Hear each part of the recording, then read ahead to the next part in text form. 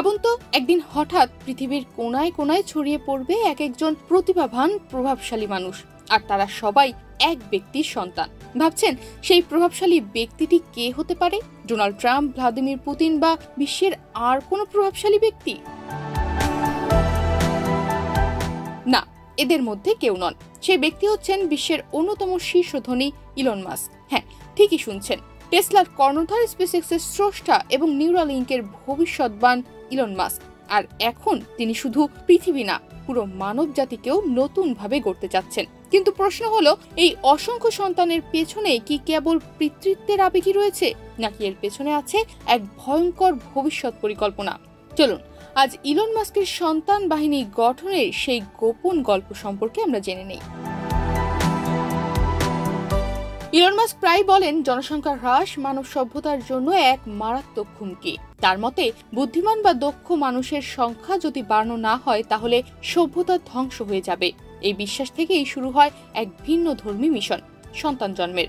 বর্তমানে মাস্কের সন্তানের সংখ্যা 14 জন। মাত্র 4 জন নারী সঙ্গীর মাধ্যমে তিনি এই 14 জন সন্তানের বাবা হয়েছেন।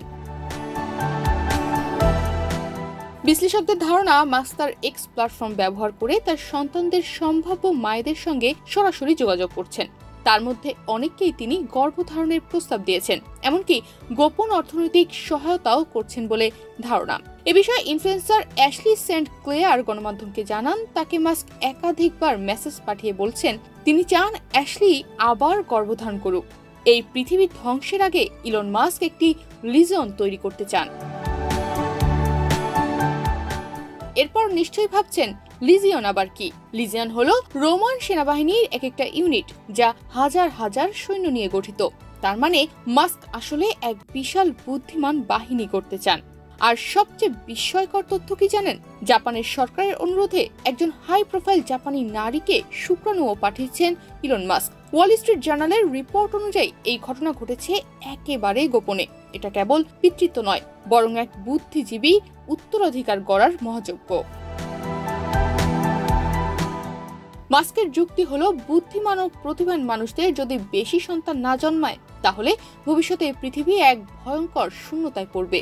কিন্তু এখন প্রশ্ন উঠছে, ভবিষ্যতে যদি মাস্কের সন্তানরা বিশ্বের বড় বড় জায়গায় পৌঁছে যায়, নেতা, বিজ্ঞানী, রাজনীতিবিদ, ব্যবসায়ী, সবখানে যদি এই এক ব্যক্তির জিনই থাকে, তবে কি সেটা এক প্রকার জেনেটিক সাম্রাজ্য হয়ে যাবে না?